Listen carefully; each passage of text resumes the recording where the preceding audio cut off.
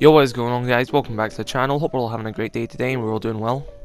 So yesterday Ubisoft released a Rainbow Six Siege status report, and this is a very good step in the right direction. We're finally getting more, more information from Ubisoft. They're being a bit more transparent than they have been in before, and they actually say in this report that they admit that after 5 years of this game, it has got issues, and some issues that shouldn't be there. And I think this is just a very good thing that they're finally admitting that the game has issues, because that is the first step into solving these issues, I'd say, and especially keeping communication with the community who are reporting these issues and acknowledging them. That there's just so much more than ignoring them.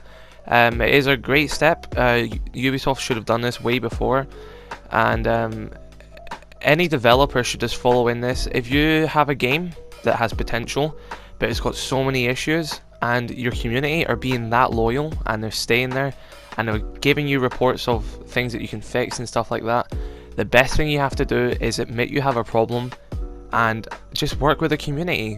The community is going to be so much more forgiving if you say, right guys, we know this is a problem, we've got a team on it and we're trying our best. The community is going to be so much more forgiving, rather than people just reporting and you guys saying, oh, we'll look into it. They don't. When you have this with the community, when you have this transparency, when you have this communication, it helps you a lot more and it helps the community a lot more, because it puts faith back in the community, and it just helps Ubisoft get information more clearer. It helps them understand what issues they have to do. So this long-lasting issue status report is a very good step in the right direction, and I'm going to look into a bit of it in this video. It is a very long report, so I'm not going to read out the entire report word by word. I'll have it linked in the description and in the comments, but I'm going to go over a few things that I want to look at. Preferably that would probably be DDoSing, smurfing, vote to kick abuse, and streamer mode. But there's a lot of other stuff. I'll read out the contents real quick and I'll show it on screen just so you guys know when you can go look for it if I don't talk about it in this video. But they have sound issues, connectivity, overall connectivity, and latency policy. They've got a whole lot on cheating, like I said, DDoSing, boosting, smurfing, incomplete teams, vote to kick, MMR rollback frustration, and streamer mode. You've got accessibility, smoke propagation issues, and drone issues. So like I said, this document is massive.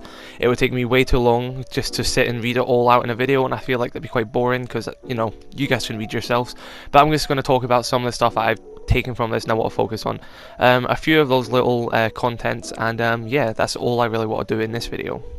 So let's look at DDoSing. DDoSing has become quite a big issue ever since Operation Phantom Sight, and it was mainly on Xbox and PS4, and that was down to the fact, well, it's a lot harder to cheat on console.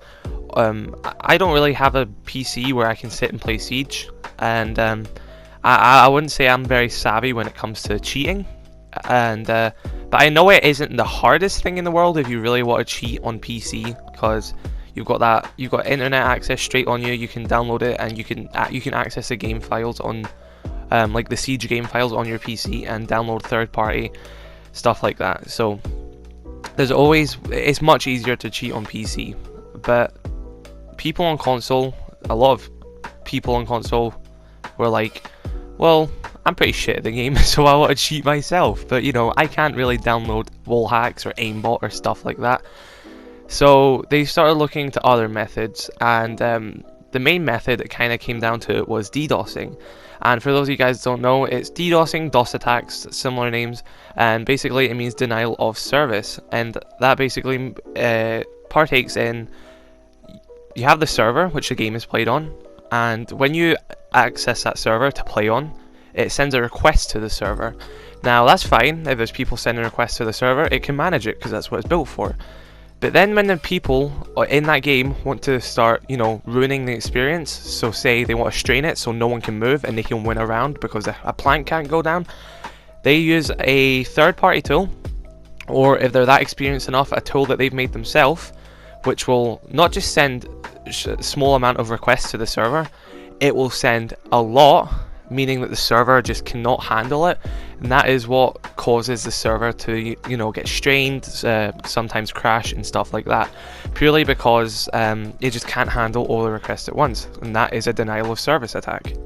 So this has been an issue for many seasons now, and there was a DDoSing ban wave, and it did, as it says in this document, it did almost make DDoSing attacks go down to pretty much 0%. They've done a very good job with that, and you've got to, give kudos to them, haha, pun intended. But you have to give kudos to them for that. But recently it has started to spike again. Now I'll show you the graph that they implemented, and as you can see at the left side, that was around Operation Ember Rise and stuff like that, and you can see that spike, and when the spike just goes away, that's when the ban wave happened, and they put in more preventative methods. God, I can't speak right now. And you can see that attacks went near enough nothing. There was no attacks. But now we are at the right side of this graph now, and you can see that attacks are starting to come up again. Now, I'm not going to say it's as bad as before, because as you can see from this graph, it is still pretty small. But you want to nip it in the bud. You want to get this problem before it starts again, because if you look at this right side of the graph, you can see that it is growing again. And if you just leave that to grow, it's going to end up like what it looks like at the left of the graph at the end of 2019. But as we can see here, Ubisoft have, said that they are looking into it, and it's very interesting. I really can't say I've played a game, and I don't really think Ubisoft can say that there's been another developer that has had quite a cheating issue that Rainbow Six Siege has. You really have to kind of feel sorry for Ubisoft at points, because they've got the biggest mouse and keyboard problem on any console game. They've got probably the biggest DDoSing problem in any game that I've ever known. I'm not saying other games don't have DDoSing problems, I'm saying Siege definitely has the biggest problem in it. And PC cheating is very high, but that does happen in a lot of games, but I'm not going to say that Ubisoft don't have a problem with that.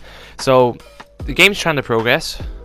Ubisoft have their own problems with the games that are out of our hands, and that's fine, I guess. They have to work on their own problems with the game. Like, the game isn't going to be 100% perfect, but they've also got to dedicate more time, because there's people in the community who cannot play fair. They just want to cheat and stuff like that. So then these people who are cheating are also wasting more time and money by Ubisoft and hindering on their development process. And it just is a big shame, because they want the game to be as fun as it can be. We want the game to be as fun as it can be.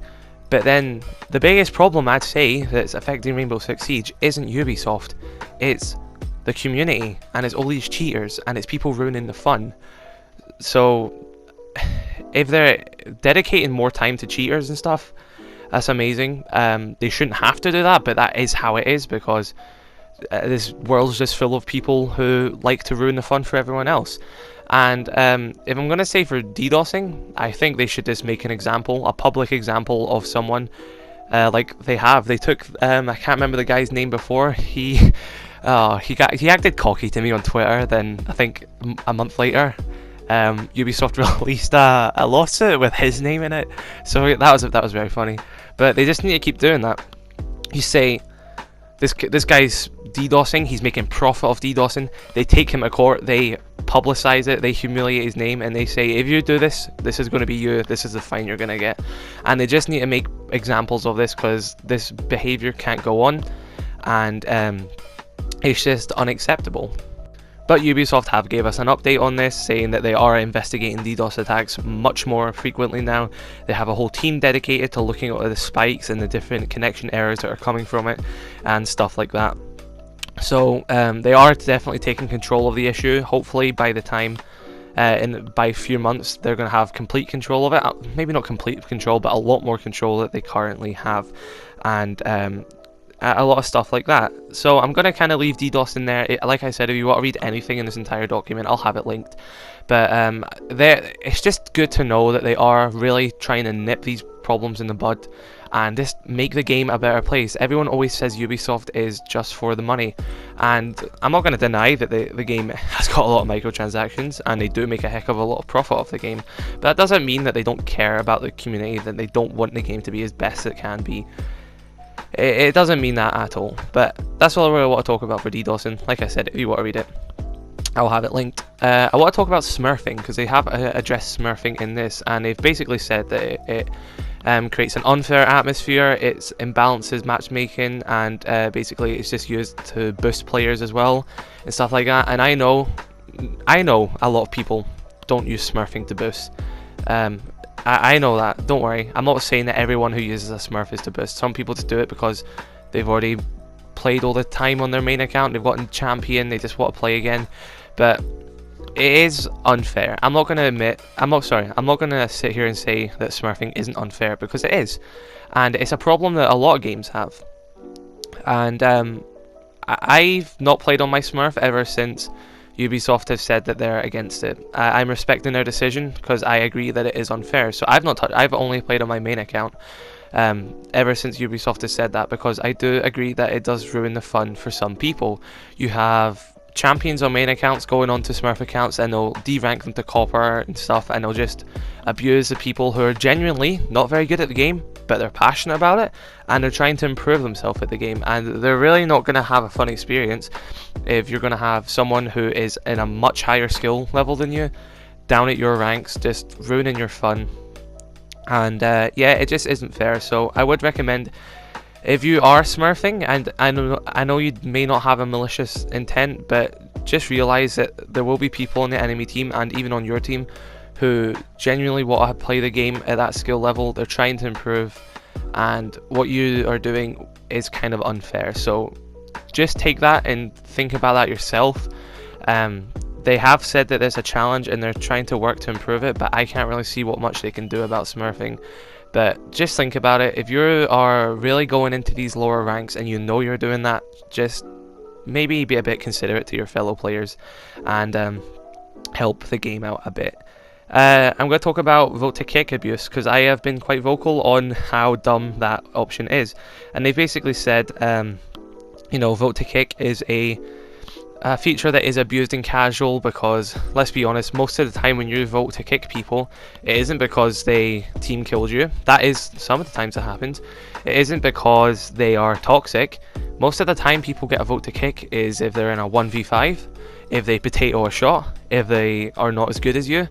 It's stuff like that. And you know, it's casual. You're not meant to be diamonds. I go into a casual match, I can go into any casual match, I'll see a silver player on my team, you know, I'll end up dying or something, I'll spectate them, they won't hit all their shots, they'll not make the decisions I will make, but there's nothing wrong with that. The casual experience is not meant to be like ranked. I'm not expecting people to go in there and play like Bolo. If they're going to go in, if they're going to miss their shots, if they're going to lose a clutch, if they're going to make mistakes, which you're meant to make in casual, I don't really think they should be deserved to be kicked out of that game for that. I see that as extremely unfair. I see that as ruining the experience for people who are not as experienced as I may be. You know, what right do I have, someone who plays this game daily, to go into a casual match and kick a player who plays the game once a week? I don't see how that's fair. I don't see why I should get that decision and the rest of my team should get that decision to ruin that person's fun purely because they're not as good as us. So yeah, I've always said the vote to kick feature, is dumb. And they have said that they are aware how this function has been abused, and they agree that a redesign of the vote to kick is in order. Simple redesign, which they could do in one update. I don't really see how this is a very hard thing. Just disable it until someone team kills you. That's as simple as it is. You load into a match, you can't vote to kick anyone. If you get shot in the head by a player, give the option to vote to kick. I'm perfectly fine with that, because then they're being toxic. But, you know, all it is you can load into a match and it'll be a 4-stack, and that's you out instantly. You don't even have to load into the match to get kicked. So it is a dumb feature, but I'm glad they are looking into it, because it is just toxic, and it's very outdated. The fact that we're in year 5 and you can't even play a casual playlist without getting a vote to kick every match, it's just funny. And it's just, well, it's not funny in that sense, it's just funny that it's still in the game and it hasn't been changed before, but they are looking into it, so that's good. That is just kind of the main things I would like to talk about from these notes. Definitely go give it a full read, because I only kind of just touched the tip of the iceberg when it comes to this stuff, and it is definitely very interesting. But that is all I wanted to talk about in this video. Let me know your thoughts in the comment section below. Drop a like if you did enjoy, dislike it if you didn't, and I shall see you guys in the next video. Thanks for watching.